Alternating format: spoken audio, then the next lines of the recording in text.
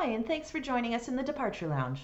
This video series will take you on a journey full of inspiration and practical advice for the best goodbye. Hi, Sarah here again, and in today's video we're going to be discussing some of the differences and similarities between clergy and celebrants, the two different types of officiants for your funeral or celebration of life. So with clergy, they are trained to provide funeral services for members of their own faith, which may include various forms of liturgy, texts, sacred music, and the specific elements that define their particular tradition, religion, denomination, or practice.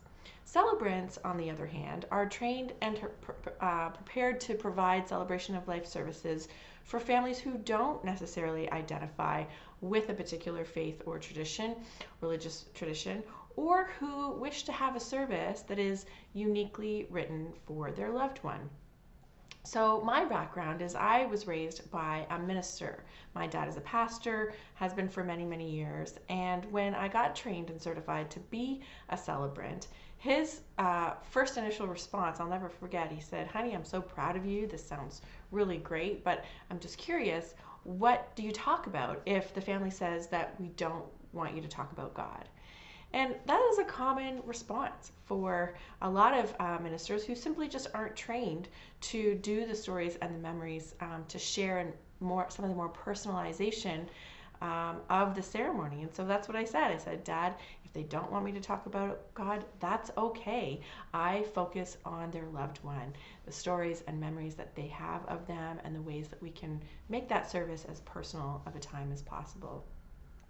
The other thing that we hear quite a bit is, "Oh, you're a celebrant, so you must be the secular version of the officiant." And we always say, well, not necessarily. We are the "what do you need" version, because of course there are sometimes families who would like to incorporate some of those spiritual elements. They find comfort in them themselves, or maybe, mom didn't go to church, but she still wanted to have some kind of some of those faith elements present in the service. Or maybe dad was an atheist, but grandma would like to have, some of those spiritual elements, music or whatever it might be, that will bring some comfort to her.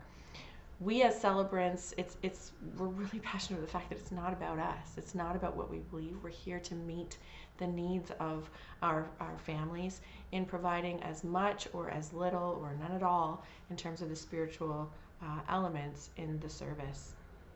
And we are trained celebrants. So if you want, we can incorporate some of those spiritual elements ourselves, or we could co-officiate with a clergy member of your choice, where they cover some of the more religious elements, and then we take care of the rest of the service in terms of sharing the stories and memories and emceeing the rest of the event. So thanks so much for joining me here in the Departure Lounge. As we will say over and over and over again, for us, it's all about the power of personalization. And that includes the spiritual or religious elements that some may want us to include as much or as little as what's right for you. Thanks. Okay, take care.